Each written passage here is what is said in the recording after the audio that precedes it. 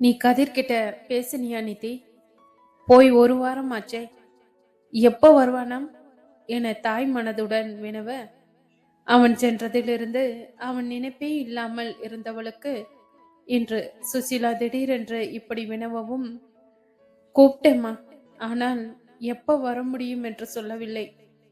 நாங்கள் சரியாக பேசும் முன் அவரை யாரோ அழைக்கவும் என்னால் நிறைய பேச முடியவில்லை.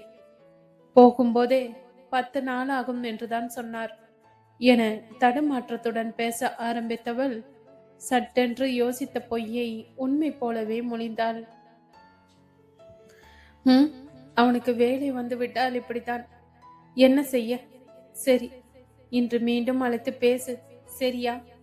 அவன் இல்லாமல் உன் முகம் ஏனோ வாடி தெரிகிறது என அவள் அந்த நாள் உழைப்பில் வாடியிருந்ததை சுசிலா மகனின் பிரிவாள் என நினைத்து சொல்ல, நித்திலாவுக்கு ஒரு பக்கம் அவன் இல்லாமல் நான் சந்தோஷமாக தான் இருக்கிறேன்.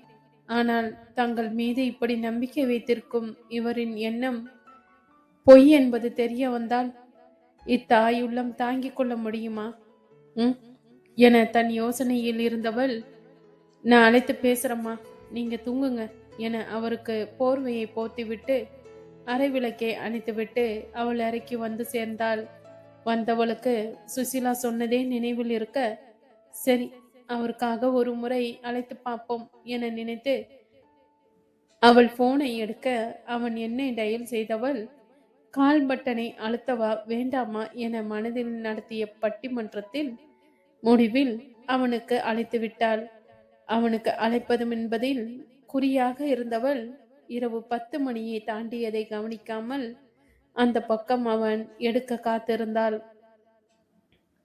முழுதாக 1 மணி அடித்து ஓயும் தருவாயில் அழைப்பு எடுக்கவே அவனின் கரகரத்த குரலில் ஹலோவை கேட்ட பின் அவளுக்கு பேச்சு இயலாமல் நாக்கு தொண்டையில் ஒட்டிக்கொள்ள அவன் ஹலோ ஹலோ என 2 முறை கத்திய பிறகுதான் ஹலோ, நான் நிதிலா என ஒருவாறு திறந்தாள்.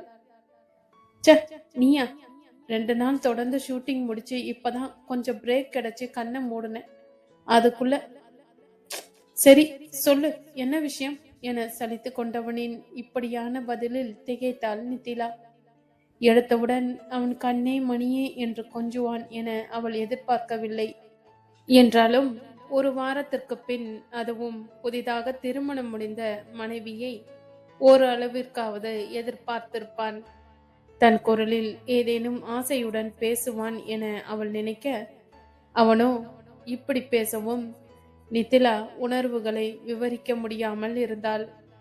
வெகு நேரம் அந்த பக்கம் அமைதியை கண்டவன் பொறுமையின்றி, ஹலோ ஹலோ, லைன்ல இருக்கியா என அவனின் பொறுமையற்ற குரலில் அலைபேசியில் கவனத்தை கொண்டு வந்தவள், இருக்கேன் என அவளின் மெல்லிய குரலில் இருந்து, என்ன பிரயோஜனம்? சொல்ல வேண்டிய விஷயத்த சீக்கிரம் சொல். எனக்கு கண் தீயாய் எரிகிறது. கிடைக்கும் இந்த 1/2 மணி நேரத்தில் தான் கொஞ்சம் தூங்க முடியும். அதை விடுத்து உன்னுடன் கொஞ்சி கொண்டிருக்க எனக்கு நேரம் இல்லை என வெறுப்பான வார்த்தைகளை கக்க, அதற்கு மேல் அவன் பேசுவதை கேட்க விருப்பமின்றி அழைப்பை துண்டித்தாள். அவள் கண்கள் 1 வாரத்திற்கு பின் மீண்டும் கண்ணீரை அருவியாய் பொழிய தன் நிலையை எண்ணி நொந்தாள். அப்பொழுது அவள் மனசு, அவன் என்னை மனைவியாக கொஞ்சம் வேண்டாம், அட்லீஸ்ட் பொறுமையாக பதில் உரைத்தால் என்ன என கேள்வி எழுப்ப, தான் கழுத்தை நீட்டிய மணாளனின் குணமறிந்துதான் இப்படி எதிர்பார்ப்பது தன்னுடைய முட்டாள்தனம் என மனதில் கேள்வியை கிடப்பில் போட்டாள். அந்த இரவு வெகு நேரத்திற்கு பின்னே நித்ரா தேவி அவளை தழுவ விடியற் காலையில் எழும்போது முந்திய இரவின் நினைவுகளை ஒதுக்கி வைத்து தெளிவுடனே வலம் வந்தாள். அவள் தெளிவை குலைக்கவென அடுத்து 10 நாட்களின் நிலவன் மீண்டும் வந்து சேர்ந்தான். கிட்டத்தட்ட 3 வாரங்கள் சென்ற நிலையில் அன்று நடுஇரவில் வீட்டை அடைந்த நிலவனுக்கு இத்தனை நாட்கள் சரியான ஓய்வும் தூக்கமும் இன்றி இருந்ததால் வந்த களைப்பில் நேராக அறைக்கு சென்றவன் படுக்கை அறையில் தொப்பென்று விழவும், என்னமோ ஏதோ வென்று பதறி அடித்து கொண்டு எழுந்த நித்திலா இரவு விளக்கை போட்டு திரும்பவும் அவள் அருகில் கணவன் இருப்பதில் சற்று நிம்மதியானாலும் மனம் ச இப்படியா மூட்டை மாதிரி வந்து விழுவது, அதுவும் இந்த இரண்டும் கெட்ட நேரத்தில் என நொந்தாலும் ஐயோ தொல்லை வந்துடுச்சே என அவளின் இன்னொரு மனம் வருத்தினாலும் அவன் முகத்தில் இருந்த அளவுக்கு அதிகமான களைப்பு அவளை இலக்கியது. அந்த இலகலை நிலா ப்ளீஸ்டா லைட் ஆஃப் பண்ணு, கண்ணெல்லாம் தீயென எரியுது என அவன் சொன்னதில் ஆஃப் பண்ணு கண்ணெல்லாம் எரியுது என்ற கடைசி வார்த்தை மட்டுமே நித்திலாவின் காதுகளில் விழுந்தது. யாருடைய துரதிர்ஷ்டம்! முகத்தில் இவனுக்கு எல்லாவற்றையும் அறிந்ததை போல் பேசிதான் பழக்கம் போல. மரியாதை என்றால் கிலோ என்ன விலை என கேட்பான் போல என நினைத்தவள் விலைக்கை அணைத்ததும் நிலவனின் கைகள் நித்திலாவின் கைகளை மெல்ல பற்றிக்கொள்ள மின்னல் அடித்ததை போல் கையை சட்டென எடுத்தவள் எங்கே அன்று போல் ஏதேனும் செய்து விடுவானோ என்ற பயத்தில் படுக்கையை விட்டு எழுந்தாள். எழுந்தவள் தனது தலையணையும் ஒரு போர்வையையும் எடுத்துக்கொண்டு தரையில் படுக்க தூக்கம் வராமல் வெகு நேரம் புரண்டாள். அவள் மனதில் இத்தனை நாட்கள் இல்லாத சலனம் மீண்டும் வந்து ஒட்டிக்கொள்ள இன்னும் எத்தனை நாட்களை இவனின் உதாசீனத்தோடும் குதர்க்கமான பேச்சுகளுடனும் கடத்துவது என மன சஞ்சலத்தில் இரவின் முடிவிலேயே கண் அயர்ந்தாள். காலையில் வழக்கம் போல் அவளுக்கு ஏற்றார் போன்று அலாரம் வைத்திருந்தமையால் அது 6 மணிக்கே அதன் வேலையை செவ்வென்ன செய்ய நித்திலா எழவும் நிலவன் ஆ ச முதல்ல நிறுத்து என அலாரத்தின் அலறரை விட அலறினான். ஐயோ இவன் எப்பொழுது வருவான் என்று தெரியாமல் அந்த அறையை தனக்கேற்றார் போன்று மாற்றியதில் வந்த வினை என தன் தலையில் அடித்து கொண்டவள் உடனே அலாரத்தை செயலிழக்க செய்துவிட்டு குளியலறைக்குள் புகுந்து விட்டாள். குளித்து கீழே சென்றவள் ஜானகியுடன் சேர்ந்து காப்பி தயாரித்து தனக்கு எடுத்துக்கொண்டு வீட்டு வரவேற்பில் அமர்ந்து பேப்பரை படிக்க ஆரம்பித்ததும் சுசிலா வரவும் சரியாக இருக்க எடுத்த பேப்பரை அப்படியே வைத்துவிட்டு எழுந்தவளை நிதி நீ படி, நான் காப்பி எடுத்துக்கிறேன் என்றவரின் பின்னாலேயே சென்று அவர் காப்பியை எடுத்துக்கொண்டதும் சரியாத்தம்மா, நான் ரோஷியை எழுப்புறேன், இன்னும் 1 மாதத்தில் பப்ளிக் எக்ஸாமு என செல்லமாக அவளை கடிந்து விட்டு இன்னமும் தூக்கம் பாருங்களே மருமகளின் பொறுப்பை என்றும் போல் அன்றும் வியந்தவாறு காப்பியை பருகினார். ரோஷினியின் அறைக்கு முன்னால் நின்று கதவை தட்டியவள் வெகு நேரமாகியும் எந்த பதிலும் இல்லாமல் போக ரோஷி டைம் ஆச்சுடா, இன்னைக்கு ஸ்கூல் போக வேண்டாமா என்ற சற்றே குரலை உயர்த்தி சொல்லவும் அந்த இரவு முழுவதும் சுந்தருடன் போனில் பேசிக் கொண்டிருந்த ரோஷி அதிகாலையில் தான் தூக்கத்திற்கு சென்றாள். அதை கலைக்கவென நித்திலாவின் அழைப்பை கண்டு கொள்ளாமல் தன் தலைக்கு மேல் தலையணையை வைத்து காதை அடைத்து கொண்டு தூங்கும் அவளை நித்திலாவின் இந்த சத்தம் கடுப்பாக மாற்றி வேகமாக வந்து கதவை திறந்தவள் ச ஏன் இப்படி தொல்லை பண்றீங்க, நான் உங்களை என்னை எழுப்ப சொன்னனா, கொஞ்சம் கூட மேனஸ் இல்லாம என அப்பட்டமான வெறுப்புடன் மொழிய நித்திலாவின் குரலில் அங்கு வந்த சுசிலா பேசும் முன் ரோஷி என்னது இது, இப்படிதான் உன் அண்ணிவிடம் பேசுவியா, இதுதான் நீ பெரியவங்களுக்கு கொடுக்கும் மரியாதையா என அதட்டியது சாட்சாத் நம் கதிர் நிலவனே தான். அவனின் குரலில் வெளிப்படையான திகைப்பை காட்டிய நித்திலாவை மதிக்காமல் போ ஸ்கூலுக்கு நேரமாச்சுல கிளம்பு என்ற அவனின் அதட்டலுக்கு மறு பேச்சின்றி ரோஷி சென்று விட்டாள். பின்ன எப்போதாவது ஒரு நாள் தான் நிலவன் அவளிடம் வாயை திறப்பான். அதனால் எப்பொழுதுமே அவனிடம் ஒரு ஒதுக்கத்துடன் இருக்கும் ரோஷினிக்கு இன்று அவனின் குரலில் தெரிந்த கோபம் நிறைய பயத்தை விளைவிக்க அதன் பின் வாயை திறக்காமலே தன் வேலையை செய்ய உள்ளே சென்று விட்டாள். மகனின் கண்டிப்பை ஆதரித்த சுசிலா நீயாவது சொல்லு கதிர், இவள் இப்போதெல்லாம் இப்படிதான் நடந்து கொள்கிறாள், எல்லோரையும் எடுத்தெறிந்து பேசுகிறாள். அது சரி, நீ எப்பொழுது வந்தாய், உடம்பெல்லாம் சோர்வாக தெரிகிறது. நிதி கார்த்திக்கு குடிக்க ஏதாவது கொண்டு வாடா என ரோஷினியில் ஆரம்பித்து நிதியிடம் முடித்தார். அன்னையின் உபசரிப்பில் சின்னதாக புன்னகைத்த கதிர், நேத்து ராத்திரி தாமா வந்தேன். ரொம்ப லேட் ஆயிட்டதால அப்படியே ரூம்ல போய் படுத்துட்டேன் என பதில் கூற, இங்கே சுசீலா சொன்னபடி கதிருக்கு குடிக்க எடுக்க சென்ற நிதிலாவின் மனதில் இப்பொழுது குழப்பம் உச்சி கொம்பில் நின்று கொண்டு அவள் தலையை தட்டி கொண்டு இருந்தது. பின்ன இருக்காதா? அவர்கள் அறையில் அவளை இவன் இதுவரை ஒரு டேபிள் சேராக கூட கருதாதவன் இன்று தன்னை மரியாதையின்றி பேசிய தங்கையை அதட்டுகிறானே. ஒருவேளை இது அன்னை மற்றும் குடும்பத்தாரின் முன் அவன் நடிப்போ? இல்ல தன் மனைவியை தான் மட்டுமே அதட்டி உருட்ட வேண்டும், அந்த அதிகாரம் மற்ற யாரிடமும் கொடுக்க விருப்பமின்றி இப்படி நடந்து கொண்டானோ? இருக்கும், அவன் அப்படிப்பட்டவன் தானே. ஐயோ, இவனின் நடவடிக்கை அனைத்தும் விசித்திரமாக இருக்கிறதே. ஆண்டவா, இவன் நல்லவனா இல்லை கெட்டவனா? நிதி, காப்பி கொண்டு வாடா என்ற சுசிலாவின் குரலில் தன் உலகத்திற்கு மீண்டு வந்தவள் இதோமா என்று உடனே வரவேற்பறைக்கு விரைந்தாள். நிதிலா அவனிடம் காப்பி கோப்பையை கொடுத்துவிட்டு திரும்ப சென்றவளை சுசிலா கையை பிடித்து இழுத்து கதிரின் அருகில் அமர வைத்தவர், எங்க நிதி, எப்ப பாரு ஓடிக்கிட்டே இருக்க? கிட்டத்தட்ட 3 வாரம் கழித்து வந்திருக்கிறான் கதிர். அவனுடன் பேசாமல் வேலை வேலை என்று ஓடிக்கிட்டு என்றவருக்கு ஒரு புன்னகையை உதிர்க்க நிலவனின் அருகில் ஒருவித நெளிவுடனே அமர்ந்து கொண்டிருந்தாள். இத பாரு நிதி, நான் கதிர்கிட்ட பேசிட்டேன். இன்னைக்கு அவனுக்கு வேலை இல்லையாம். அதனால நீ இன்று ஃபேக்டரிக்கு போக வேண்டாம். நான் போய் பார்க்கிறேன். இன்று முழுதும் 2 பேரும் நல்லபடியா நேரம் செலவழியுங்கள். கதிர், உனக்கு உடம்புக்கு முடியும் என்றால் காரை எடுத்துக்கிட்டு இருவரும் எங்கேயாவது வெளியே சென்று வாருங்கள், சரியா என வேகமாக திட்டமிட்டவர் அதை செயல்படுத்தவும் தாமதிக்கவில்லை.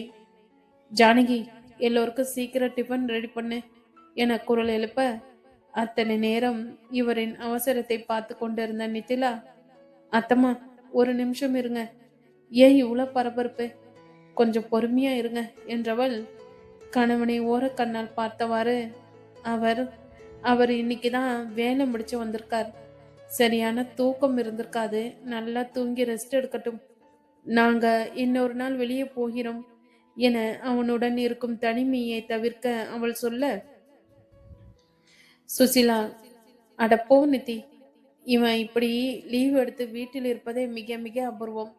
நீங்க 2 பேரும் ஒன்னும் சொல்ல வேண்டாம், நான் சொன்னதை மட்டும் செய்யுங்க என்று எழுந்து கிச்சனுக்குள் சென்று விட நிதிலாவிற்கும் சுசிலாவின் உற்சாகம் ஒரு விதத்தில் சந்தோஷத்தை கொடுத்தாலும், இவனுடன் தனியே வா, ஒருவேளை தனியாக இருக்கும் சமயம் நம்மிடம் பிரியமாக நடந்து கொள்வானோ என்று அவனை பார்க்க, அவனோ தனக்கு இந்த உரையாடலுக்கும் சம்பந்தம் இல்லை என்பதை போல் காப்பியை பருகியவாறு பேப்பர் படித்து கொண்டிருந்தான். அதானே, இவனாவது பிரியமாக இருப்பதாவது. ஒரு நிமிஷம் இவனை நல்லவன் என்று நினைத்து விட்டேன். சரியான ரோபர்ட். இவனுடன் இருப்பதும் ஒன்றுதான், இல்லாததும் ஒன்றுதான்.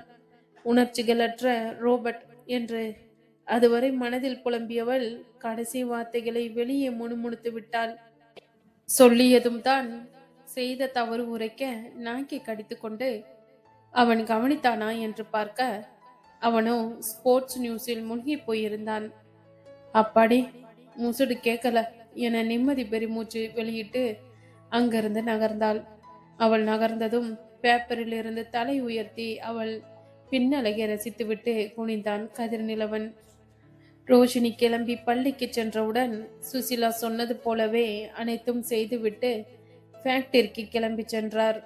வீட்டில் ஜானகியை தவிர தோட்டைக்காரர் வாட்ச்மேனை வைத்துவிட்டு மற்றவர்கள் அனைவருக்கும் விடுமுறை கொடுத்து அனுப்பி வைத்தார். ஆனால் ஜானகி இங்கிதம் அறிந்தவர் போல் நிதிலாவிடம் ஏதேனும் தேவைப்பட்டால் தன்னை அழைக்குமாறு சொல்லிவிட்டு தங்களுக்கென கொடுக்கப்பட்ட ஷெட்டில் தங்கி கொண்டார். இப்பொழுது அந்த பெரிய வீட்டில் கதிர்நிலவன் மற்றும் நிதிலாவை தவிர யாரும் இல்லாமல் இருக்க, வெகு நேரம் கிச்சனுக்குள் எதையோ உருட்டி கொண்டிருந்த நிதிலாவின் பின்னால் காலடி யோசை கேட்க, அது யாரென்று தெரிந்தாலும் தயக்கமாகவே திரும்பி பார்த்தாள். நிலவன் குளித்து முடித்து வேறுடை மாற்றிவிட்டு தலையை துவட்டியபடி நின்று கொண்டிருந்தான். என்ன அங்க தரையில் புதையல் எடுத்துக்கிட்டு இருக்க? வா, வந்து எனக்கு டிஃபன் போடு, பசிக்குது என ஒரு சேரை இழுத்து போட்டு அமர்ந்து கொள்ள, தங்களுக்கு திருமணம் முடிந்த இந்த 20 நாட்களில் இதுதான் அவன் முதல் முறை வீட்டில் உண்பது என்பதால் நித்திலா கொஞ்சம் பரபரப்புடனே பாத்திரங்களை எடுத்து வைத்தாள். அவனுக்கு தட்டில் இட்லியை வைத்து சாம்பார் ஊற்றுவதற்குள் நித்திலாவின் கைகள் மிக தெளிவாக நடுங்க ஆரம்பித்தன. அது ஏனோ அவள் மனதில் தான் தன் கணவனுடன் இருக்கிறோம் என்று தோன்றாமல் ஏதோ வில்லனிடம் சிறைப்பட்ட கதாநாயகியைப் போல் ஒரு வித பயம் மனதிற்குள் பரவியது. மனதில் இருந்த பயம் அவள் உடலில் வெளிப்பட அதை கண்டு கொண்ட நிலவன் அவளை ஒருவித உணர்ச்சியற்ற பார்வை பார்த்தவாறு சாப்பிட ஆரம்பித்தான். நீ சாப்பிட்டியா என ஒரு வார்த்தையை அவன் கேட்க மாட்டான் என அறிந்தும் அவள் மனம் அதை எதிர்பார்த்தது. ஆனால் அதை மறைத்தவாறு தலை குனிந்து நின்றிருந்தாள். அப்புறம் ஃபேக்டரிக்கெல்லாம் போற போல இருக்கு என நிலவன் மொட்டையாக ஆரம்பிக்க, அவன் என்ன கேட்கிறான், யாரை கேட்கிறான் என்பதை புரிந்து கொள்ள அவளுக்கு சில நொடிகள் பிடித்தது. அவன் வேறு யாரையும் கேட்க அங்கே யாரும் இல்லை என்றாலும் அவனின் 6ஆம் விரலான கைபேசியில் உரையாடுகிறானா என்பதை இல்லை என உறுதிப்படுத்தி கொண்டு பெண் ஆமா என மெலிதாக பதில் கொடுத்தாள். முதலில் என் அம்மா கைகளுக்குள் போட்டுக்கிட்ட, இப்போ ஃபேக்டரியா என்ற அவனின் ஏளன பார்வையில் செலுத்தெழுந்தாள் நித்திலா. இவன் என்ன நினைத்து கொண்டிருக்கிறான்? தான் என்னமோ வழியே வந்து சுசிலாவை வசியம் செய்தது போலல்லவா பேசுகிறான். தன்னிடம் தப்பில்லாததால் நிமிர்வுடனே பதில் கொடுத்தாள். இத பாருங்க, எனக்கு யாரையும் கவுத்து கைக்குள்ள போடணும்னு அவசியம் இல்லை. தேவையில்லாம பேசாதீங்க. அப்படி உங்களுக்கு ஃபேக்டரி மேல் அக்கறை என்றால் நீங்களே எடுத்து நடத்த வேண்டியது தானே. யார் உங்களை தடுத்தாங்க என்றாள் சூடாக. ஐயோ, மேடத்துக்கு கோவம் எல்லாம் கூட வருமா? வரட்டும் வரட்டும் என்றான் ஏளன சிரிப்புடன். இவனுடன் தன்னை தனியாக இருக்க வைத்திருக்கிறாயே முருகா, இரு, உனக்கு இந்த வாரம் பால் அபிஷேகத்தை கட் பண்ற என அவள் விரும்பி வழிபடும் முருகனிடம் கோபித்து கொண்டிருந்த சமயம் அவன் உண்டு முடித்து கையை கழுவி இருந்தான். எனக்கு ஒரு சின்ன வேலை இருக்கு, வெளியே போகணும் என அவன் முடிக்கும் முன் நித்திலாவின் மனது, அப்பாடி கிளம்புறியா, முதலில் அதை செய். தேங்க்ஸ் முருகா, உனக்கு பாலுடன் நெய் அபிஷேகம் செய்யறேன் என இன்ஸ்டன்ட் வேண்டுதலை வைக்க, அவளின் வேண்டுதலை பொய்யாக்கும் வண்ணம், பட் அந்த வேலைய இப்ப கேன்சல் பண்ணலாம்னு இருக்க என்றதும் நித்திலாவிற்கு ஏன் என்ற மனதில் இருந்த கேள்வி வாய் வழியாக குதித்தது. அதை தெளிவாக கேட்ட நிலவன், நான் ரோபோ இல்லைன்னு உனக்கு நிரூபிக்கணும் அல்லவா என்றதும், என்னது, என்ன செய்ய போறீங்க என்றால் பயத்தில் வேர்த்த உடலுடன். அதே சமயம் ஐயோ, அப்பொழுது மனதில் பேசுகிறேன் என்று நினைத்து வெளியே உளறிவிட்டது எத்தனை பெரிய தவறு. அது இப்பொழுது நமக்கே வினையாக முடிந்து விட்டதே என அவள் தலையில் மானசீகமாக கொட்டி கொண்டாள்.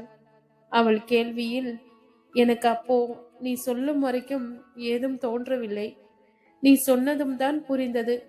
நீயே கேட்கும்போது நான் அதை செய்யாமல் இருந்தால் எப்படி என அவள் அருகில் நெருங்கி வர, அவன் இப்படி சொல்லவும் தான் சொன்னதை இவன் வேறு விதமாக புரிந்து கொண்டான் என்பது புலப்பட, அதனால் ஏற்கனவே மனதில் இருந்ததை இப்பொழுது அவன் எதையாவது செய்யும் முன் அவனிடம் சொல்லிவிட வேண்டும் என்ற ஊந்துதலில், இத பாருங்க, நான் அதை மீன் பண்ணி சொல்லல, அதுவும் நான் மனசுக்குள் இல்ல, எனக்கு இதில் சுத்தமாக விருப்பமில்லை.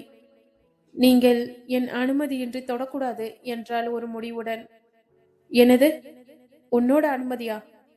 அப்ப நான் எதுக்கு இத கட்டின என அவள் சேலைக்குள் ஒளிந்திருந்த தாலி கொடியை வெளியே எடுத்து காட்டி, இதை நான் கட்டுவதற்கு நீ அனுமதித்தாய் அல்லவா? இதை கட்ட எனக்கு உரிமை இருக்கிறது. ஆனால் இந்த உரிமைக்குண்டான உரிமையை எடுக்க உன் அனுமதி என்றான். அவளை இப்பொழுது நன்றாக நெருங்கியவாறு, சி, என்ன பேச்சு இது? திருமணம் என்பது அதற்கான லைசென்ஸ் கிடையாது. அதை முதலில் புரிந்து கொள்ளுங்கள் என்றால் அவனை 2 கையால் தன்னிடமிருந்து தள்ளியவாறு.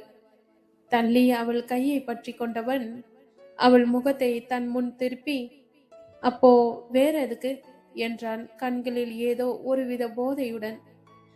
அது கூட தெரியாமல் நீங்கள் எதற்கு கல்யாணம் பண்ணிக்கிட்டீங்க? திருமணம் என்பது இரு உடல்களின் சேர்க்கை இல்லை, இரு உள்ளங்களின் சேர்க்கை. ஒருவரை ஒருவர் புரிந்து கொண்டு இன்பத்திலும் துன்பத்திலும் தோள் கொடுத்து அன்பான காதலான வாழ்க்கையே வாழ்வதே திருமணம். ஜஸ்ட் பெட்ரூம்ல உங்க தேவையை தீர்க்க மட்டும் இல்ல. இவனுக்கு இதை புரிய வைத்துவிட வேண்டும் என்ற ஊந்துதலில் மனதில் இருந்ததை சொல்லிவிட்டாள். அவள் சொன்ன விதத்தில் கோபம் கொண்ட கதிர், என்ன, என்னை ஏதோ ஒரு ரேஞ்சுக்கு பேசுற? என்னை பார்த்தால் உடம்புக்கு அலைபவன் போல் தெரிகிறதா? எனக்கு நீ சொல்லும் இந்த காதல் கத்திரிக்காய் எல்லாம் செய்து கொண்டு உன்னை கொஞ்சம் நேரம் இல்லை. எனக்கு என் சினிமா தான் உயிர். என் அம்மா தான் எமோஷ்னலா பேசி உன்னை கல்யாணம் செய்துக்க சொன்னாங்க. அவங்களுக்காக மட்டும்தான் உன்னை கல்யாணம் செய்துக்கிட்டேன். அந்த கல்யாணத்துக்கு என்ன தேவையோ அதை தான் செய்து கொண்டிருக்கிறேன். அதை தவிர வேறு எதையும் என்னிடமிருந்து எதிர்பார்க்காதே. நான் இப்படிதான். முடிந்தால் இரு, இல்லை என்றால் போய்கொண்டே இரு. புரிந்ததா என்று உரிமை விட்டு அவளை தள்ளிவிட்டு சென்றான். மாடி ஏறி சென்றவன் பின் நின்று திரும்பி அவள் பக்கம் வந்தவன், பட் நீ சொன்னதில் ஒன்று மட்டும் ஒத்துக்கிறேன். எனக்கு உன்னை பார்த்தா ஃபீல் தவிர வேற எதுவும் வரமாட்டேங்குது. அந்த விதத்தில் நீ என்ன ஜெயிச்சிட்ட என்ற அப்பட்டமான ஏளனத்துடன் அவளை ஊடுருவிய பார்வையுடனும் அவளை நெருங்கியவன் அவளின் உதடுகளை அழுத்தமாக சிறைப்பிடித்தான். அவனின் இந்த திடீர் தாக்குதலில் இருந்து தன்னை மீட்டு கொண்டவள் அவனிடமிருந்து விலகி கிச்சனுக்குள் சென்று அப்படியே சுவரில் சாய்ந்து அமர்ந்து விட்டாள். அவன் சொன்ன விதத்தில் நித்திலாவின் உடல் கூச அவனை பற்றிய எண்ணம் அவளை வெகுவாக பாதித்தது. நிலவனின் பேச்சிலும் அவனின் செயலிலும் துவண்டு போன நித்திலா அவனிடமிருந்து தப்பித்து சமையலறைக்குள் தஞ்சம் புகுந்தாள். அவனின் இச்செயலால் என்ன செய்வது ஏது செய்வதென்று தெரியாமல் மூளை யோசிக்க மறுத்திருக்க தலையை பிடித்து கொண்டு அமர்ந்து விட்டாள். ஹே பொண்டாட்டி, என்ன போய் ஒளிஞ்சுக்கிட்ட? ஆனாலும் இந்த ஒரு கிஸ்ஸுக்கு நீ கொடுக்கிற பில்டப் ரொம்பவும் ஓவர் என அங்கே வந்தான் நிலவன். அவன் குரலுக்கு நிமிர்ந்து கூட பார்க்காமல் அமர்ந்திருந்த நிலையிலே இருக்க அந்த சமயம் பார்த்து அவனின் மொபைலுக்கு கால் வர, சொல்லுடா வைப். இல்ல மச்சி, எனக்கு இன்னைக்கு வீட்டில் கொஞ்சம் வேலை இருக்கு.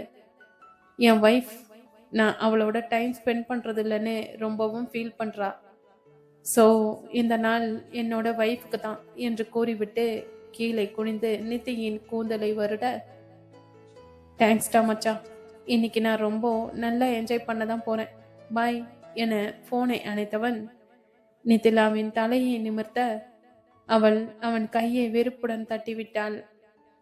ஹே பேபி, என் ஃப்ரெண்டு என்னை உன்னுடன் நல்லா என்ஜாய் பண்ண சொல்றான். இன்னைக்கு ஃபுல்லா என்னை டிஸ்டர்ப் பண்ண மாட்டானாம். பாரு, நமக்கு தனிமை கொடுக்க எத்தனை பேர் நினைக்கிறாங்கன்னு. அவளோ அவன் சொல்வதை காதில் கூட வாங்காமல் தன் சிந்தனையில் இருக்க, சரி மேல வா என்றதும் அவள் அவனை உணர்ச்சியற்ற பார்வை பார்க்க, ஏய் என்ன நீ எல்லாத்துக்கும் இப்படி பார்த்து வைக்கிற? நீ தானே உன்னை புரிஞ்சிக்க சொன்ன, அதுக்கு தான் வர சொல்ற. எனக்கு உன்னை பற்றி ஒரு விஷயம் புரிஞ்சிருச்சு. வா வா, சீக்கிரம் வா, எனக்கு புரிந்ததை உனக்கு சொல்ற என அவள் கைப்பற்றி மேலே தூக்க முயல, நான் எங்கேயும் வரல, என்னை விடுங்க விடுங்கன்னு சொல்றேன்ல என அவன் இழுப்புக்கு எழுந்த நித்திலா அவன் கையை தட்டிவிட அவனின் இறுக்கமான பிடியிலிருந்து விடுபட முடியாமல் இருந்தவளை அவன் அறைக்கு கூட்டிச் சென்றான். உள்ளே வந்ததும் அவளை இழுத்தணைத்தவன் இழுப்புக்கு அவனை விளக்க முடியாமல் தவித்தாள். ப்ளீஸ் என்னை விடுங்க, எனக்கு இது பிடிக்கல, ப்ளீஸ் என்ற அவளின் கெஞ்சலுக்கு, ஏய் என்னடி ரொம்ப பண்ற? என் அம்மா என்னடானா என்னை உன்னுடன் சந்தோஷமாக இருக்க சொல்றாங்க. நீயும் அவங்க முன்னாடி சரி சரி என்று தலையாட்டிட்டு என்னையும் உணர்ச்சிகளற்ற ரோபோ வென்று விட்டு என்னிடம் வந்து இப்படி சீன் கிரியேட் பண்ற. ட்ரெயின் ஆக்டர்ஸ் எல்லாத்தையும் நீ மிஞ்சிடுவ போல இருக்கு ம் என நக்கலாக சொன்னவன், இத பாரு, எனக்கு தெரிஞ்ச நிறைய பொண்ணுங்க இதெல்லாம் பிடிக்கல பிடிக்கல என்று கூறிவிட்டு உள்ளுக்குள்ள என்ஜாய் பண்ணுவாங்கன்னு நான் கேள்விப்பட்டிருக்கேன். நீயும் அந்த கேட்டகரி தான் போல இருக்கு. பட் நீ சொல்லலைனாலும் எனக்கு உன்னோட ஃபீல் புரியுது. You don't worry baby, I will take care of you என தடுத்த அவள் கைகளை ஒரு கையால் பிடித்து கொண்டு அவளை தன் ஆதிக்கத்திற்குள் கொண்டு வந்தான். ஒரு கட்டத்திற்கு மேல் அவனிடம் போராட முடியாமல் மனமும் உடலும் சோர்ந்திருக்க, இனி தன் போராட்டத்திற்கு பலனில்லை என்பதை அறிய உணர்ச்சிகளற்று அப்படியே இருந்தாள். வெகு நேரம் அவளின் மென்மையில் கரைந்தவன் அவளிடமிருந்து விலகி, பாத்தியா, உனக்கு என்ன பிடிக்கும்னு நான் தெரிஞ்சுக்கிட்டேன். எனக்கு தெரியும் உனக்கும் இது பிடிச்சிருக்கு. பட் பிடிக்காத மாதிரி எத்தனை பில்டப் கொடுத்தாய். அவள் அவனிடம் போராட முடியாமல் தன் முயற்சியை கைவிட்டதை அவன் தனக்கு தகுந்தாற்போல் நினைத்து கொண்டான். இந்த உலகத்தில் நிறைய பேர் கல்யாணம் செய்வதை இந்த தேவையை தீர்த்துக்கதான். அதில் எங்கிருந்து போய் காதல் புரிதல் எல்லாம் வந்தது? சுத்த ஹம்பக் என்று திருமணத்தை பற்றிய அவனின் மேலான கருத்தை தெரிவிக்க படுக்கையிலிருந்து எழுந்தவன், அப்பவே என்ன ஒரு பொறுக்கி ரேஞ்சுக்கு பேசினியே. நான் தொட்டு தாலி கட்டிய உன்னிடம் தானே அப்படி நடந்துக்கிட்டேன். அதுவும் ஒரே ஒரு முறை. என்னமோ நான் ரோட்டில் போறவ பின்னாடியே அலைஞ்ச மாதிரி மூஞ்சி திருப்புற. அன்னைக்கும் சரி இன்னைக்கும் சரி நீ தான் என்ன தூண்டி விட்ட. அதுவும் இன்னைக்கு நீ ரொம்பவே பேசிட்ட. உன்னுடைய என்னை பற்றிய நினைப்பிற்குண்டான தண்டனையை நீ அனுபவிக்கணும் என பார்வையால் அவள் மேனியை அளக்க, அவளோ அவன் பார்வையின் பொருள் உணர்ந்து முகத்தை திருப்பிக் கொண்டாள். அவளின் இந்த உதாசீனத்தில் மிகவும் கோபம் கொண்டவன் அவள் அருகில் வந்து படுத்திருந்த அவளை ஒரு கையால் எழுப்பி, போத நித்திலா, இனி ஒரு முறை இப்படி முகத்தை திருப்பினால் என ஒரு விரல் நீட்டி கர்ச்சித்தவன், நான் இப்படி தாண்டி, நீ என்னுடன் சகிச்சுக்கிட்டு வாழ்ந்துதான் ஆகணும். எனக்கு எப்பவெல்லாம் நீ தேவையோ அப்பவெல்லாம் நீ வரணும். அதுக்கு தான் நான் உன்னை கல்யாணம் செஞ்சுக்கிட்டேன், புரிஞ்சுதா என உரும்பி விட்டு அவளை படுக்கையில் தள்ளியவன் உடை மாற்றிக்கொண்டு வெளியே சென்று விட்டான். வெளியே வந்தவனுக்கு அவளின் தன்னை பற்றிய கேவலமான எண்ணம் அவனை வெகுவாக சீண்டிவிட, அதன் விளைவாக அவள் தன்னை மனதில் சித்தரித்து வைத்திருக்கும் விதமாக நடக்க வைத்தது. ஒரு வகையில் இன்றைய இந்த சம்பவத்திற்கு நித்திலாவின் பேச்சும் காரணம் என்பதை அங்கே துவண்டு போயிருந்தவளும் உணர்ந்தாள். ஆனால் நடந்த சம்பவம் அவளின் உடல் வலியை விட மனதில் பெரிய காயத்தை ஏற்படுத்தியிருக்க, காலையில் உண்ணாததும் அவளை வெகுவாக களைப்படிய செய்திருக்க, தன்னை அறியாமலே கண்ணயர்ந்தாள். எத்தனை நேரம் தூங்கினாலோ. வீட்டின் அழைப்பு மணி ஏதோ கிணற்றுக்குள்ளிருந்து ஒலிப்பதை போல் கேட்க இயல, வேண்டுமென்று மனம் சொன்னாலும் உடல் ஒத்துழைக்காமல் இருக்க அப்படியே படுத்திருந்தாள்.